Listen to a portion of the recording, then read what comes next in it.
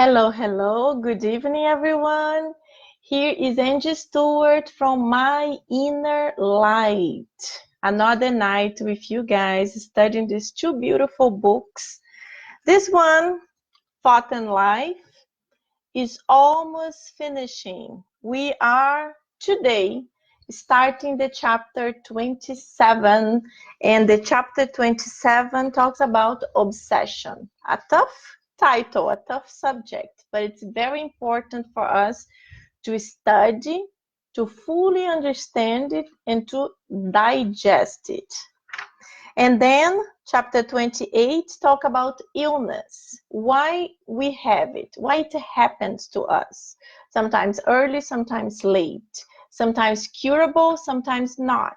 Why? And then chapter 29, death. So many people are afraid of death. It's like death is like a horrible thing.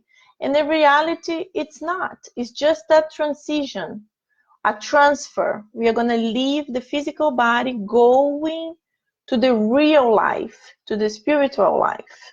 But because we cannot see that person, and a lot of people don't understand what happens in the spiritual realm, a lot of people don't believe the spirits really come and they really tell us what happened there. So they are afraid of death. But there is nothing to fear. If you are a good person here, you will be a good person there.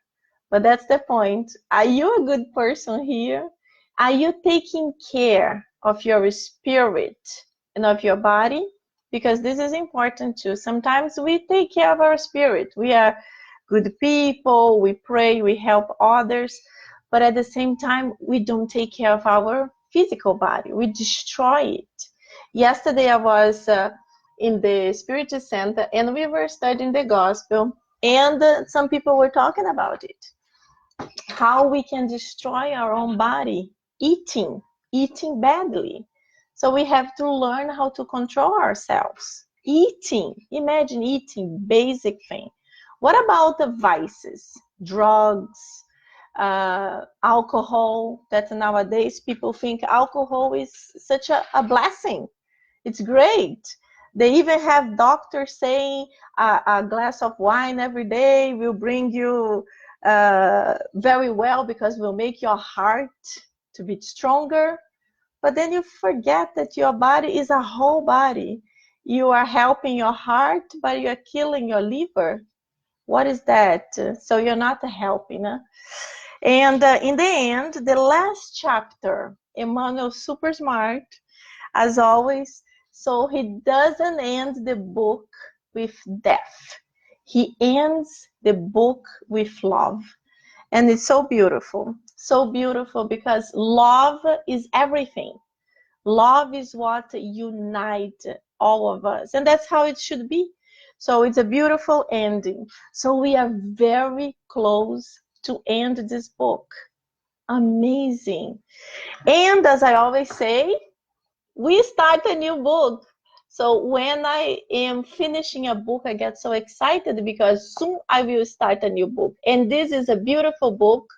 If you cannot buy it in your Spirit Center, or if you live far away, people already told me you can get this book in Amazon.com. So please search for Among Brothers of Other Lands on Amazon.com because you can find it.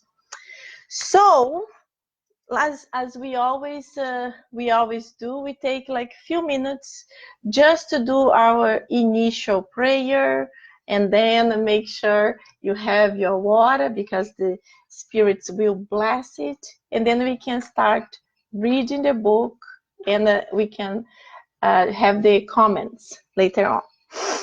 So I just invite you to close your eyes for a brief moment so we connect with the enlightened spirits.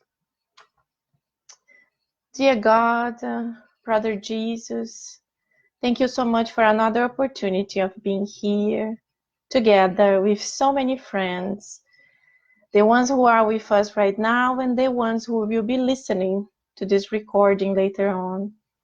Please, Master Jesus, help all of us to be connected with our guardian angels So we will be able to understand the message that the Spirit of Emmanuel brought to us. And most important, we will be able to put in practice what we will learn tonight. Thank you so much. So be it. So my friends, before I forget, we are here live through Kardec Radio.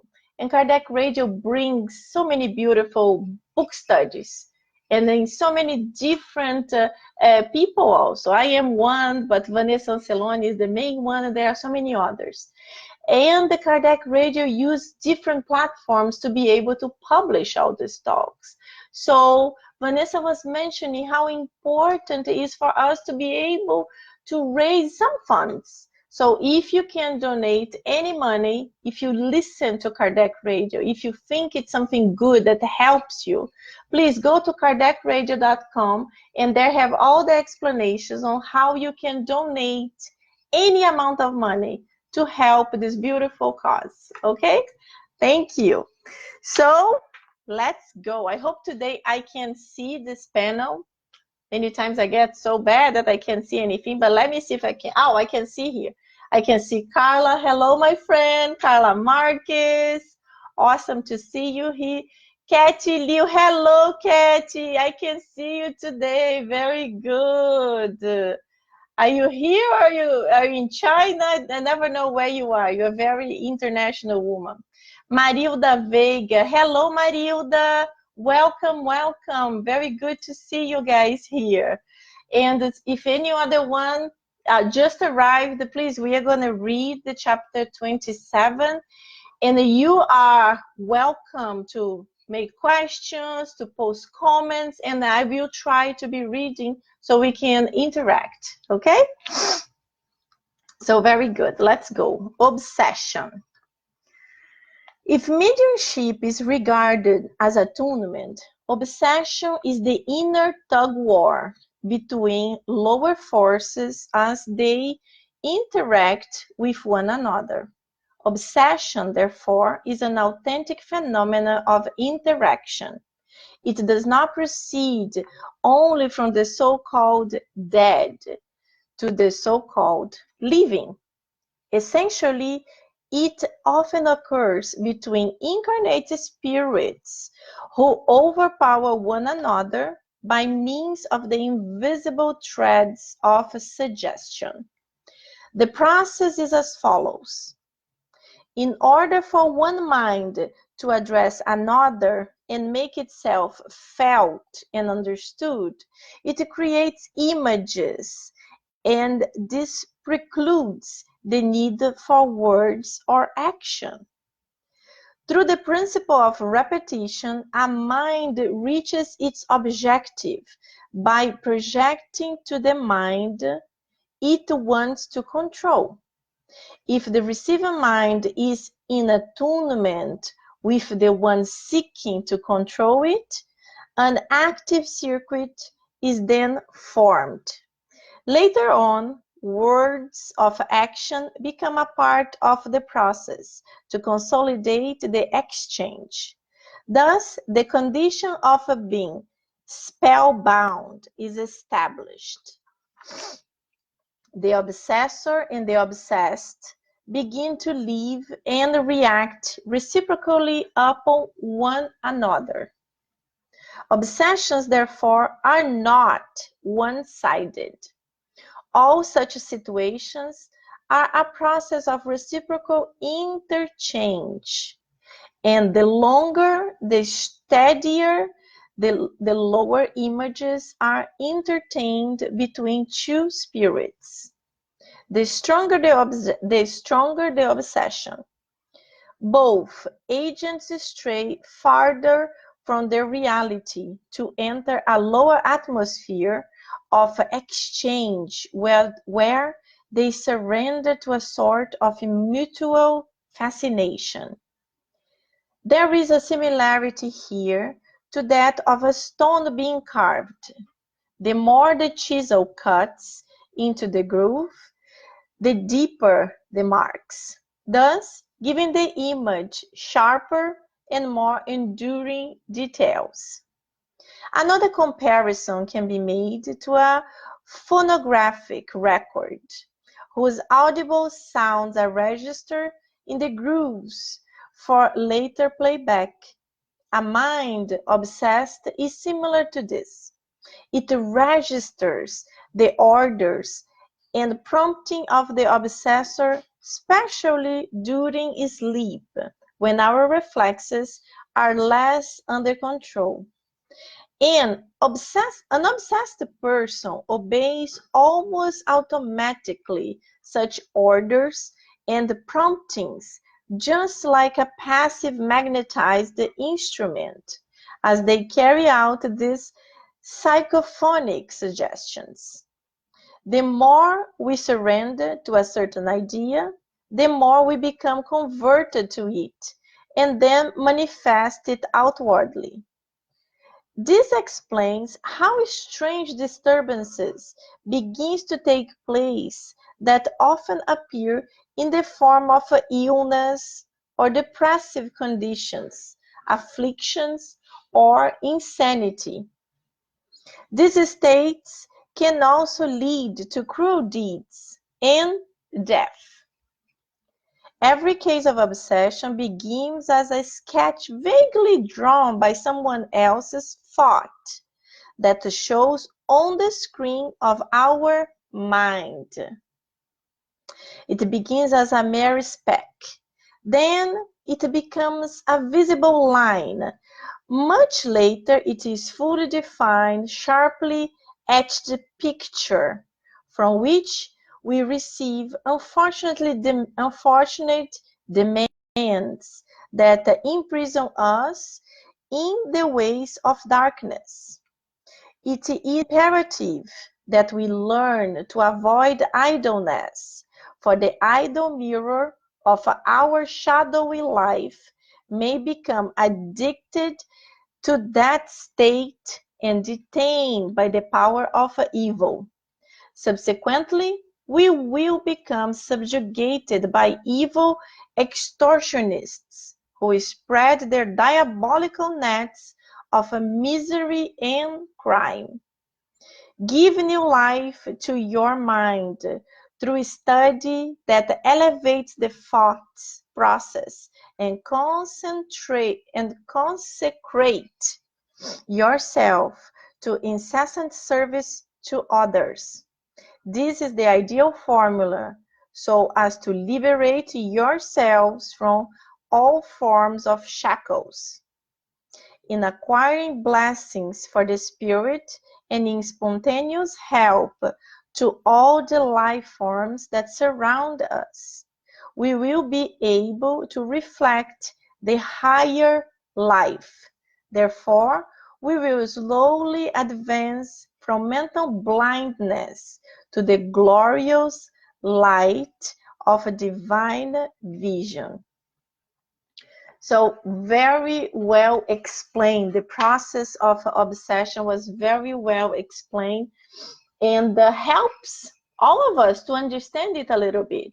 Because a lot of people, when talk about obsession, they have no idea what it is. So they said, oh, even in spiritist centers, imagine when people are not spiritists. They heard of spiritism, they have an idea of what it is. Oh, it's something related to spirits, but they really don't understand what it is, spiritism. But they like to talk about obsession. It's kind of fancy word. So it is important for us to fully understand what is obsession, how it happens. Because when we feel this on us, or when we kind of notice this on other people, we already understand and we can help the person to detach from it, to disconnect. So it's important for us to go little by little again so we can see if you really understood it. So let me say who arrived here. Oh, Daniela. Hey, Daniela. Daniela Stefanelli, how are you, girl? I miss you. Teresa, hello, Teresa. You arrived too. Very good. Nice to see you, girls. I miss you. Sol Souza. Hey, Sol, you are here too. Very good. Okay. So going back to the beginning, we are reading obsession. So in the first paragraph, Emmanuel starts, if mediumship is regarding an attunement, obsession is the inner tug war between lower forces. Well, tug war, you know, is that game that you have a line, have a location like in the middle, and you have people pulling from one side, pulling from the other side, and see who is going to win. You know, you're like kind of pulling this here and there. And that's how you can imagine how obsession is. That gives you this idea. So he continues, it's this phenomena of an interaction. So it never happens alone. You need more than one. It's like minimum two. It could be more, but it's minimum two. And then it happens, he says, it happens frequently between incarnates who overpower one another by means of invisible threads of suggestion.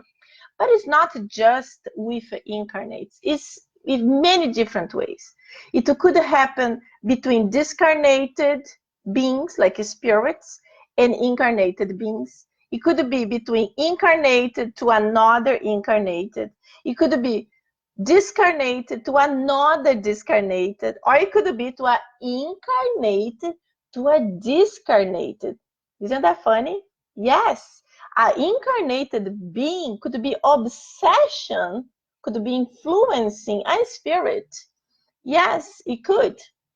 And sometimes people even do it in a way that's not good, and they don't even know they are doing it. For example, when someone, let's suppose someone had a grandmother that they loved very much. So they believe this grandmother is doing really well in the spiritual realm. So they pray all the time to the grandmother, asking for help.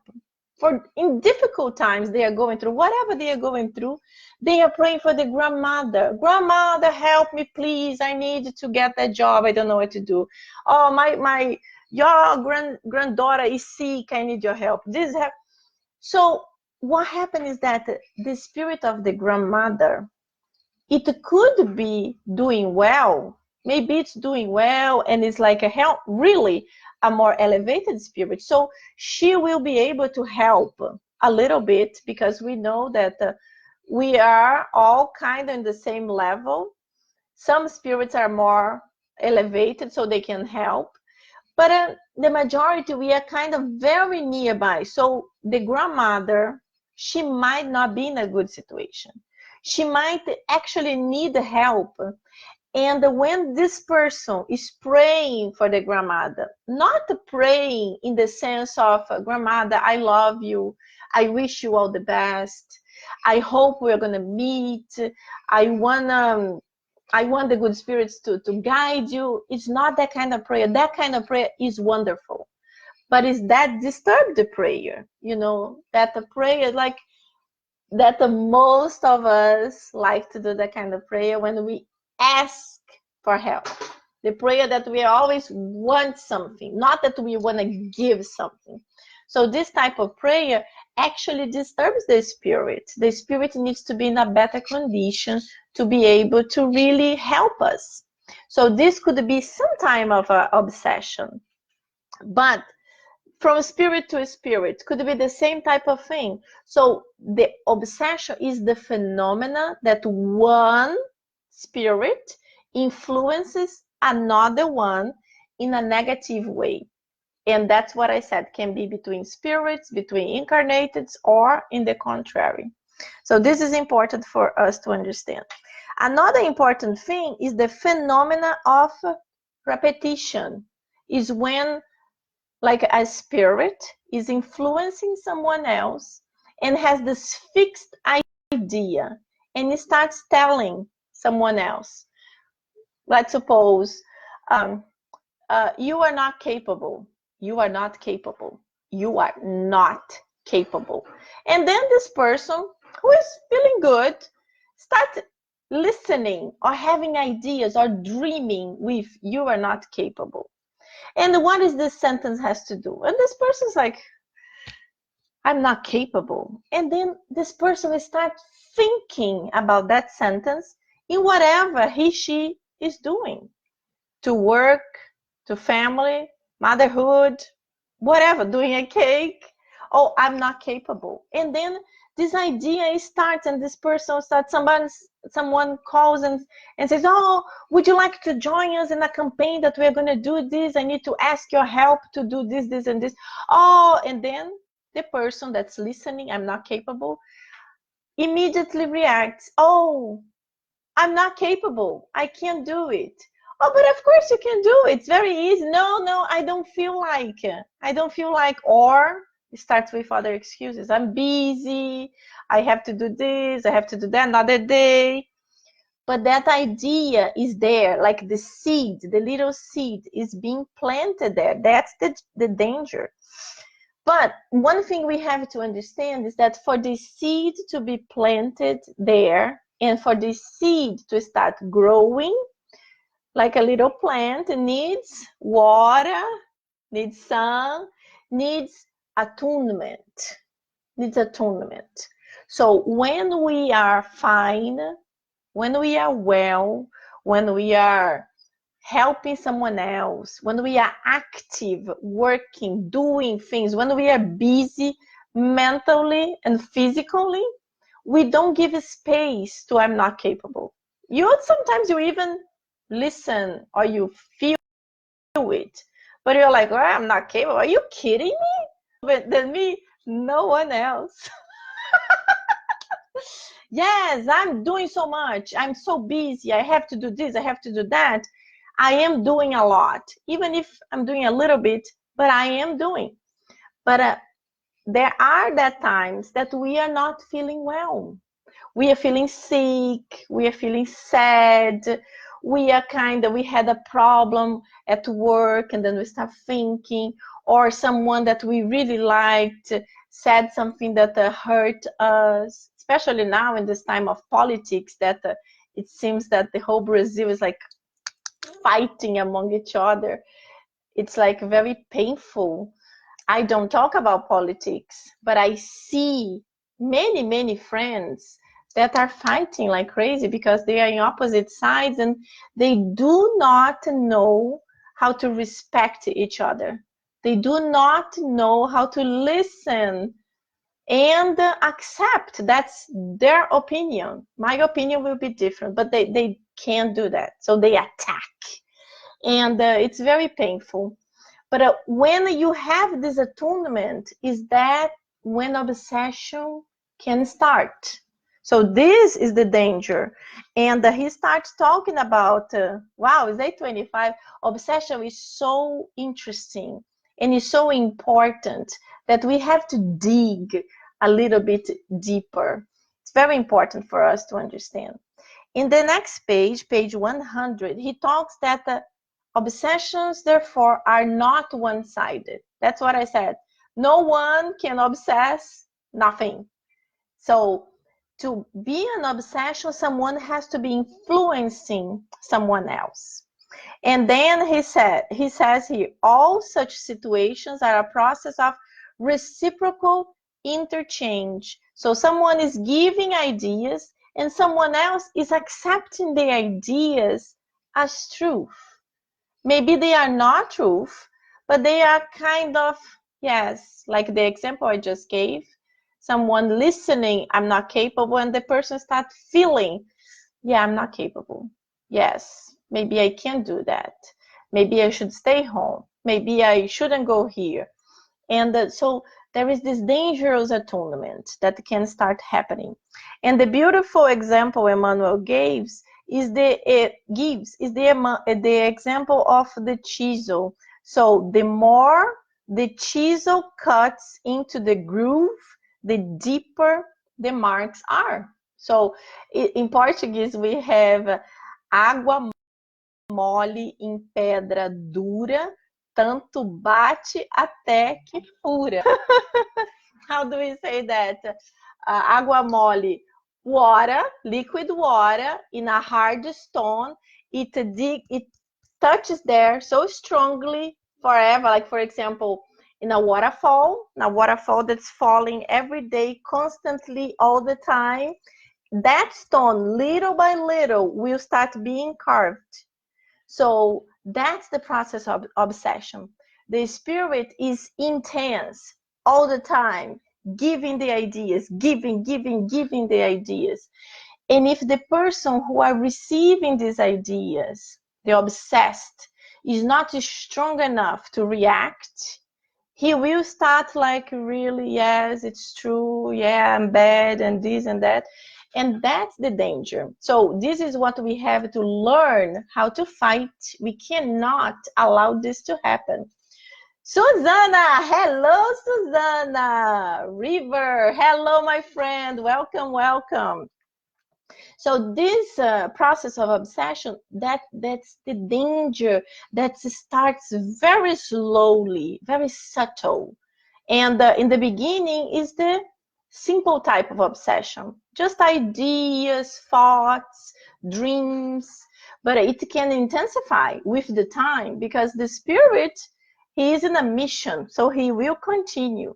And if the person that's receiving this negative idea is not able to fight it, there is a big danger. So that's what Emmanuel is explaining here. And then he continues. An obsessed person obeys almost automatically such orders and promptings, just like a passive magnetized instrument, as they carry out these post-hypnotic suggestions. And this is something that, obsession, there are three types. So the first one that we are talking is the simple type of obsession. It's the common type. It's the beginning, just these ideas, this influence that comes little by little and can go deeper depending on how we are receiving this. Then it can go deeper level, to a fascination level. So fascination is when the person who is receiving the ideas is almost like almost hypnotized. If it's a medium, for example, it already happened. We have stories about it. If it's a medium, and let's suppose a medium is in a spiritist center, for example, and this medium is in the case of fascination. So this medium, instead of receiving spirits that need help, it starts receiving a lot of times one spirit, who then declares as being the spiritual guide of the medium or the center, or some kind of spiritual guide. And then this medium attunes with this spirit. So they are like very connected. And then these spirits start taking this attunement to a deeper level. And the medium is being fascinated, is being kind of blind to anyone else is telling him. Because when you are in a good spiritist center with a good group of people that are working together, that want to help the spirits, the group notice when something starts going wrong, especially with one medium that used to receive many spirits, for example. This is just an example. And then start receiving only one. And then these spirits start giving ideas that are not very positive, ideas that are very strange. And many times when it gets very deep, then the spirits start telling the medium, this place is not good for you. You have to get out of there. You have to open your own place, or you have to work from your house, or all these people, they don't care about you. So this is like a deeper level, a very dangerous level. And if the medium is not able to break from that, if the spiritist center, the group, is not able to help, then it's really, really dangerous. And the subjugation is the deeper level. Subjugation is already like a case that they are already in a super, super strong attunement, and it's very difficult to disconnect the spirit and the incarnated. This, I'm talking this case of a spirit and an incarnated.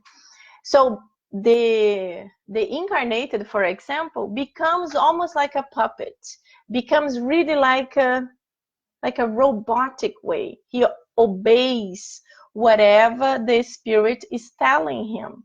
But this, you have to think that this is a very difficult case, a very deep case. So these cases don't happen to everyone. So if you dig deeper in this case, if you analyze deeper, it's because there are things that happened among those two people in past life, many times in past lives, that brought them together through lots of bad situations, hatred, and unfortunately, they got together in this way. But I don't want you all thinking now, oh my God, this is so dangerous. Anyone can go into this. It's like we are all risking our lives, because it's not like that. God never abandoned us. We all have a guardian angel. Can you imagine you have your private tutor with you all the time, helping you all the time? Yes, all the time. But please don't think that you go to take a shower, your guardian angel is right there, because he's not. When I say all the time, it's through your thought. Can you imagine the speed of thought? If the speed of light is super quick, imagine the speed of thought. So that's how the guardian angels work. When you think, he is right there. When you need help, he is right there. He, she is right there to help you. So we are never alone. And then Emmanuel starts helping us to see how to break this dangerous situation. Then he goes, it is imperative that we learn to avoid idleness. Idleness. For the idle mirror of our shadowy life may become addicted to that state and detained by power of evil. So idleness is a danger. It's a danger. I know a lot of people who say, oh, I have nothing to do this weekend. I'm so bored. I just watch TV the whole day. And I'm like, my God, really? It's not possible. There are thousands of things for us to do. Thousands of things. Even when we are in our home, there are so many things to do. I'm not even talking about physical things, because we all have to clean, we all have to wash, we all have to cook. But we can also be productive. We can read a book. We can do so many things in the internet nowadays. You can do universities in the internet. You can study languages for free on YouTube. Actually, YouTube nowadays, Google, whatever you want to learn, you can learn. So there are so many things that we can always do. And we have to think also that's important, not to just do things for us, but it's always important for us to do something for others. Charity. Charity is the connection with love, and that's what helps everything. So when we talk about idleness, you have to think, how can I be more active? We can always be active. We can always do something. But it's really beautiful when we can do something for someone else. We can always do something for someone else. We don't need to do big projects of charity. We can even say good morning in our building. My son's birthday was yesterday. So he completed 14 years old. Yeah. And when we arrived home, had signs all over the corridor. Our door, the elevator had big signs. Happy birthday, Jensen Stewart. I was just like, who did that? I thought it was super cool, but I had no idea who did that. And then my husband said, the security guys, they love Jensen. And I'm like, this is true.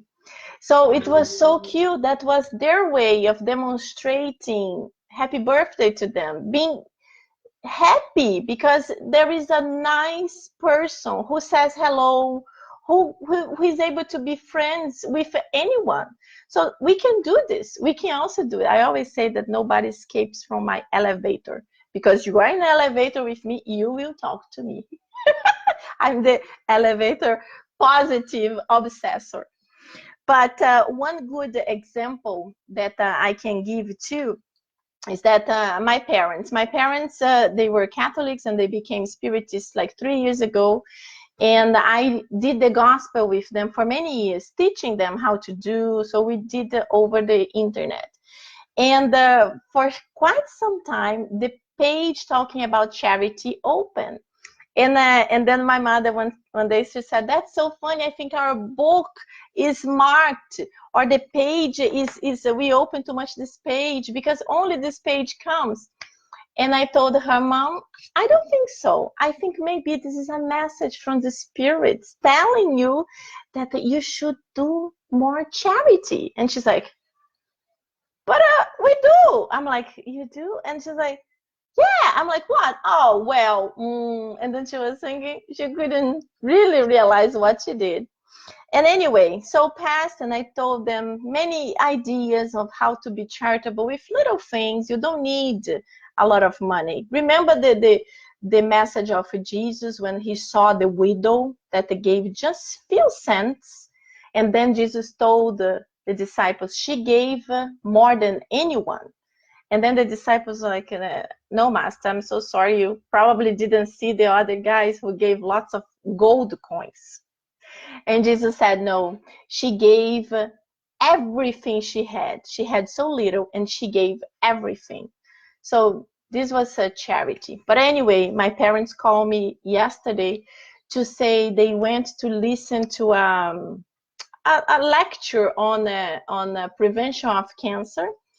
And the people from the cancer in the little tiny city they live in the middle of, in the border of Goiás and Mato Grosso, they said, "We are struggling because we have no money from the government and we have a lot of poor people affiliated to us and we would like to donate medication, but we have no money."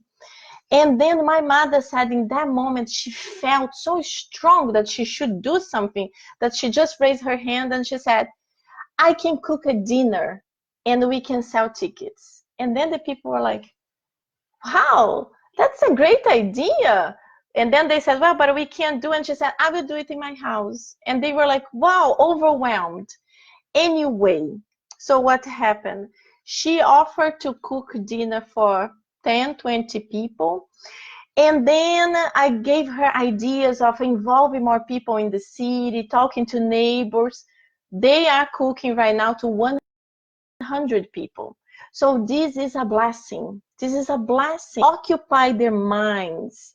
Now they are occupied going from one place to other, meeting neighbors, collecting donations, and they will cook together with people they never saw before or they never had the opportunity. And they will sell tickets to buy medication to poor people who suffer from cancer. So this is a blessing. So if a person who is sick, because as Emmanuel said here, sometimes these types of obsessions, they happen more often when we are sick, when we are tired, when we are angry. So that's when this type of things happen. But if you are involved in something, especially to help someone else, because when you are helping someone else, the guardian angel of that person is watching you, is inspiring you. And the spirits who love that person, they are watching you and they are happy with your help. So can you imagine when you help one person, how many other people will wish to help you too? How many other people will pray for you?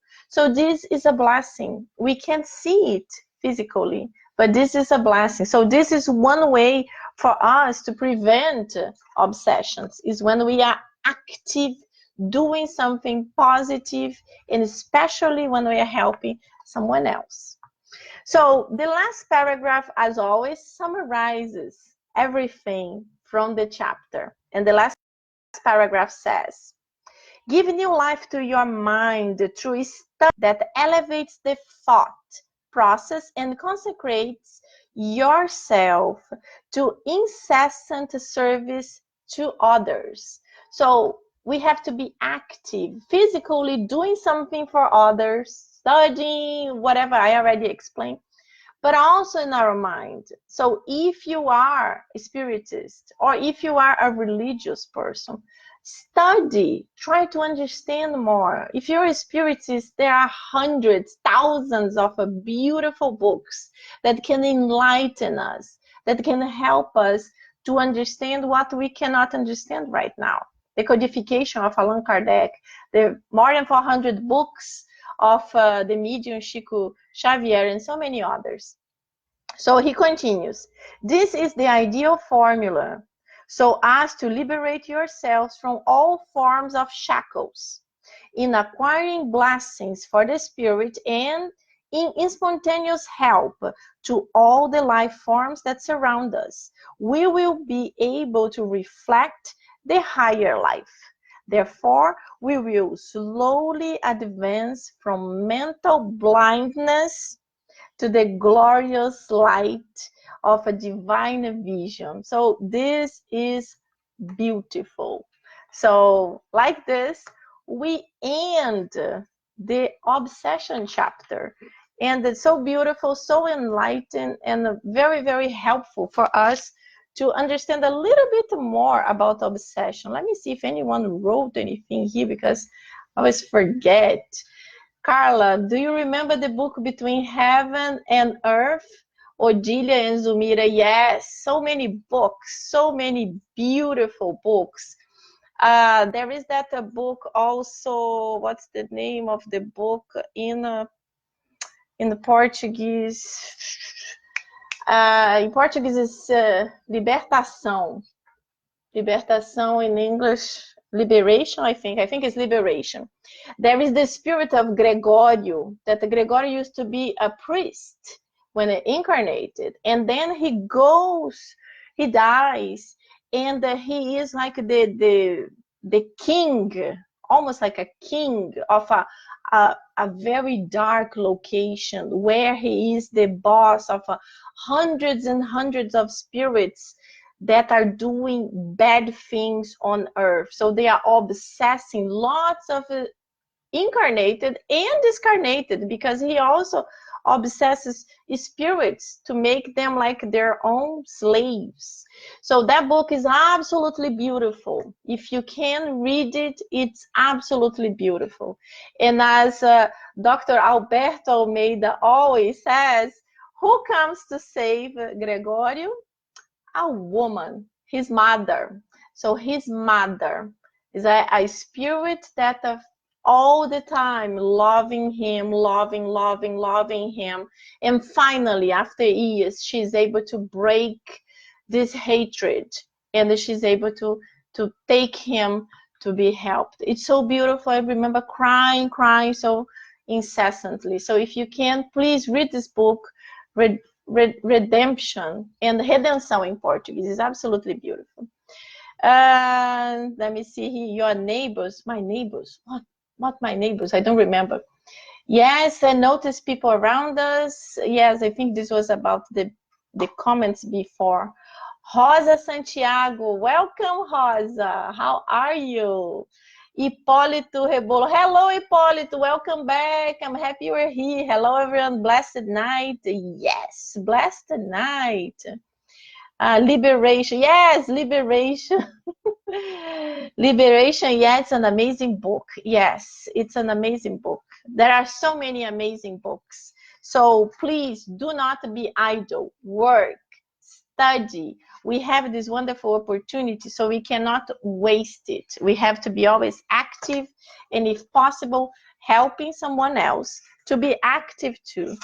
And as I was just mentioning about being charitable, remember, if you are here in Miami and you would like to participate of Loving Bags for the Homeless, please send me a message, send me a Facebook message, email, text, anything, because we are together collecting items to be able to distribute to the homeless in Miami and maybe in Fort Lauderdale on December 9th.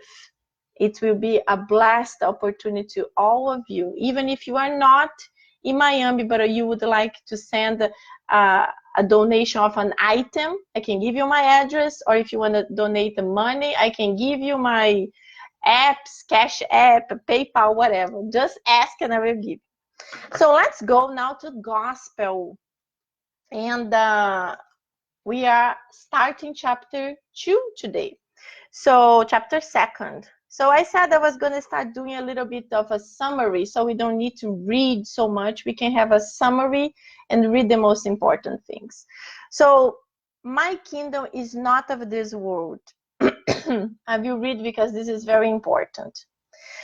Then Pilate, returning to enter the palace, and having made Jesus come to him, asked him, "Are you the king of the Jews?"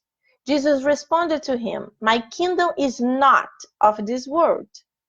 If my kingdom were of this world, my people would have fought to prevent my falling into the hands of the Jews. But my kingdom is not here." Pilate said to him, "Then you are a king." Jesus replied, "You have said it. I am a king. I was not born, nor did I come into this world except to bear witness to the truth. Whoever belongs to the truth hears my voice." So this you can find on John 18:33. Beautiful passage that Jesus is talking to Pontius Pilate. And then number 2 talks about the future life. So he's talking about future life all the time. All the time. It's almost like his doctrine, his teachings couldn't exist if you could not believe in future life. Because he's always mentioning, my kingdom is not of this world. So my kingdom is from another world, the spiritual world. So the future life, the spiritual life. And as us spiritists, we understand the spiritual life is the real life. So we are all here for some time, but we leave Earth and we will go to a spiritual realm. And depending of our level of evolution, we will come back to Earth or to another planet more evolved. Or if we are not behaving well, we might even go back to a planet that's less evolved than Earth. So the number 2, it actually talks about this, talks about the spiritual life, the future life, and explains that for us to be able to understand Jesus and his teachings, we have to really understand that he's always talking about the future. Because if you think about just that moment, if you cannot understand anything besides Earth, you wouldn't be able to understand Jesus' teachings. So this was number 2. And then number 3, number 3 starts. The Jews had only very imprecise ideas regarding future life. They believed in angels, whom they regarded as the privileged beings of creation, but they did not know that human beings could someday become angels and share in their bliss. So this is like the Jews, they had an idea of angelitude, for example, the angels, that they existed, but they thought they were like special beings created like in this special way, and they couldn't really understand very well. So in their minds, if you follow the scriptures, if you follow the law, if you behaved well, good things would happen for you in this life, in this incarnation. So good things would happen to you.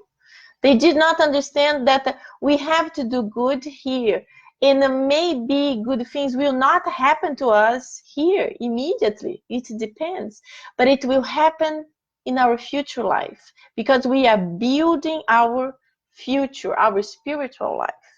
And in the same way, that's when they fought the calamities. They were punishments of this life. When you behave bad, something bad will happen to you in this life.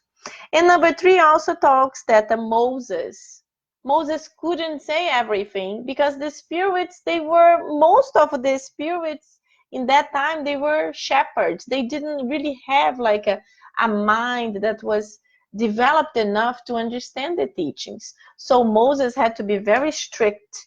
He had to show a God that the people would be afraid of it, so they would respect it. When the Jesus came, many, many years had passed, the people were more developed, a little bit more developed. So Jesus was able to tell us many other things. So Jesus started planting seeds that didn't exist until that time. Talking about forgiveness. What? Forgiveness? In Jesus' time, it didn't exist. This was rare. People really, the stronger was the best. Like you feel sorry for someone and you being good. This was like rare. So Jesus was teaching them. This shouldn't be rare. This should be the majority of us. Doing good, forgiving, give the other side of your face. If someone attacks you, do not do the same. But Jesus also couldn't say everything because imagine Jesus being this being of light.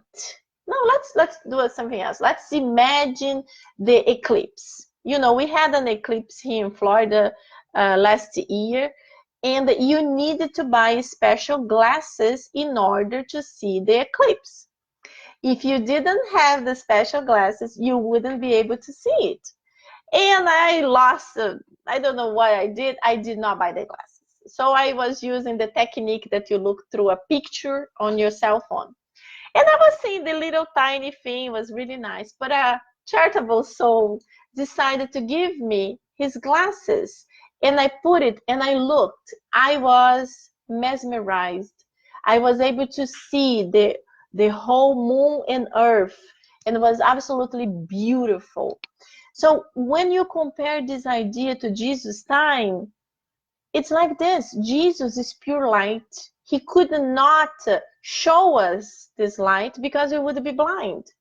So he could not tell us the absolute truth because we wouldn't be able to understand it. So he told us pieces, pieces that he thought we would be able to understand better. But he promised the consoler was going to come back and was going to stay with us. And the consoler is Spiritism. So Spiritism is with us. And the Spiritism is able to help us to understand what Jesus couldn't. Why?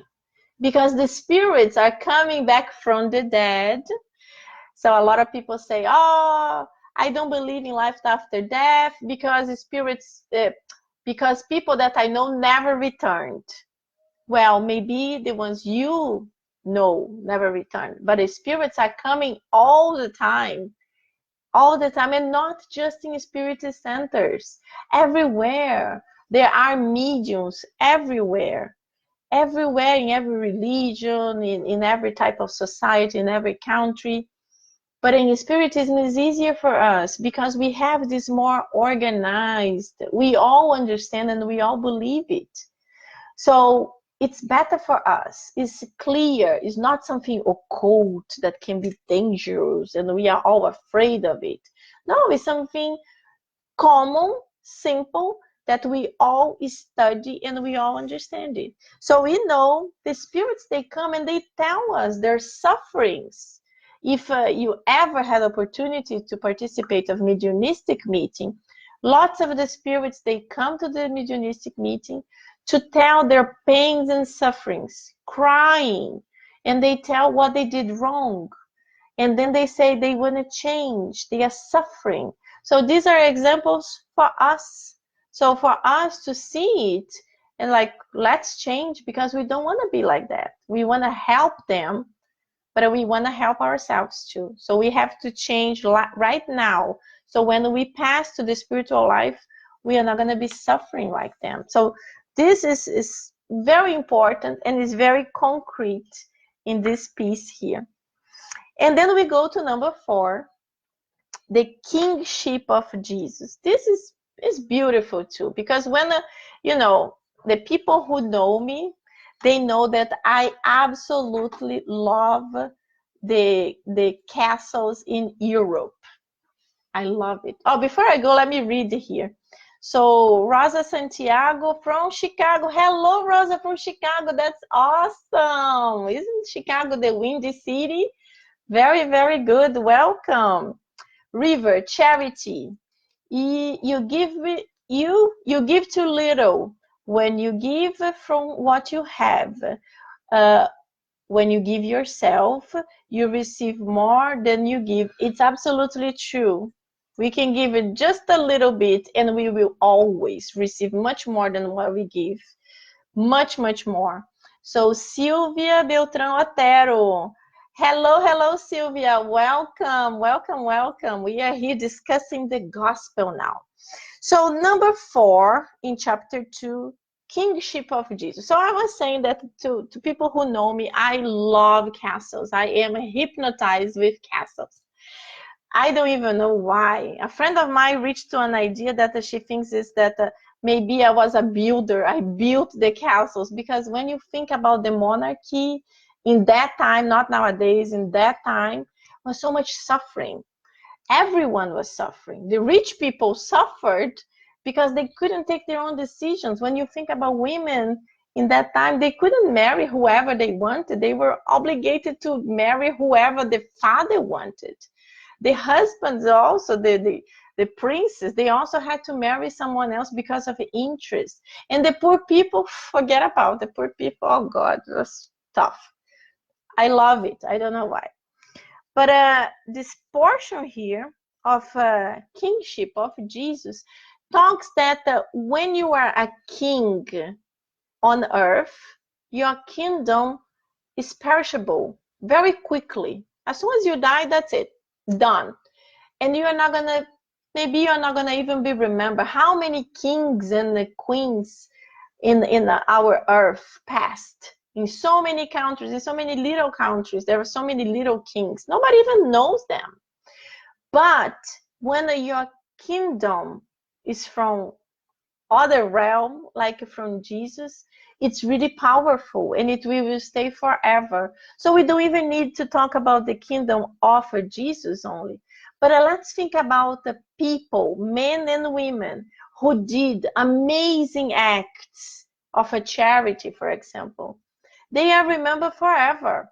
They are remembered from the incarnates and also from the discarnates. So this is the real kingdom. That's the kingdom that stays. And there is a sentence here that that's beautiful. So let me just read this sentence.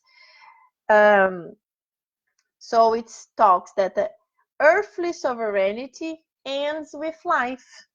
Moral sovereignty continues to govern, especially after death.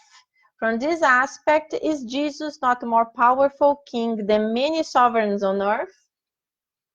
It was with a good reason, therefore, that he said to Pilate, I am a king, but my kingdom is not of this world.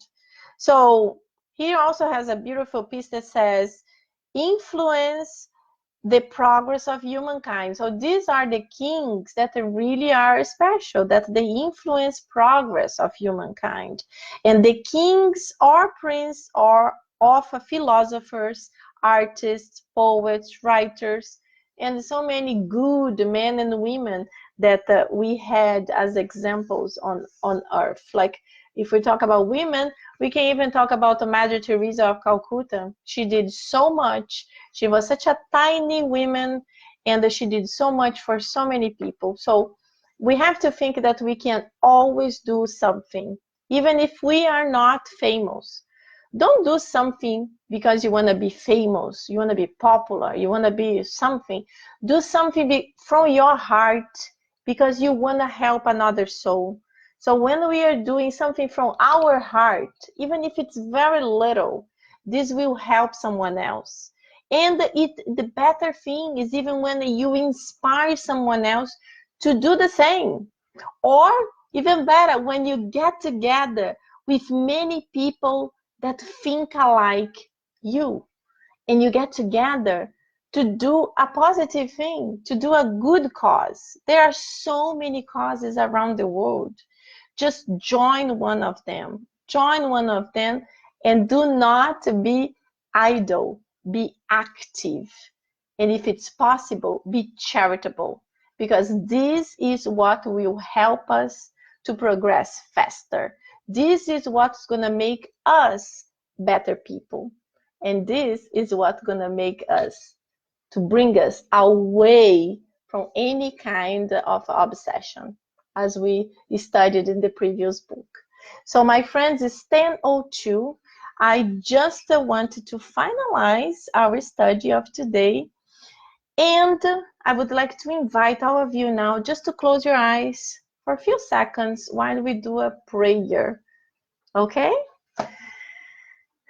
Dear God, beloved Master Jesus, our guardian angels, thank you so much for another beautiful opportunity of being together, studying, being inspired by our mentors, understanding deeply what we studied tonight. Now we all understand what is obsession, but better of all, we understand how to be away from it, how to help the spirits who need light. Let's pray for them. So at this moment, we would like to send light to so many spirits that are obsessing others at this moment, because they lack of light, they lack of love, they lack understanding.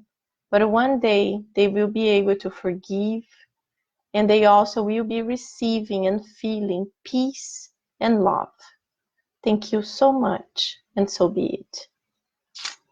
So my friends, it was awesome as always. I'm very partial because I always love the studies. Thank you so much for being here. I'm very excited, and as I told you, if you have the opportunity to buy this book, Among Brothers of Other Lands, we will soon be starting this book, because next week we will start chapter 28 of Thought and Life. 28 is illness, and the book has only 30 chapters, so it will be just more 2 chapters to finish it. So please buy the next book, start reading, so when we start the study, you already know it and you can make great comments, and it's going to be much more exciting. So thank you so much. I hope you all have a blessed night, and if you want faith of a loving bags, just drop me a message. Mwah! Have a great night. Bye-bye.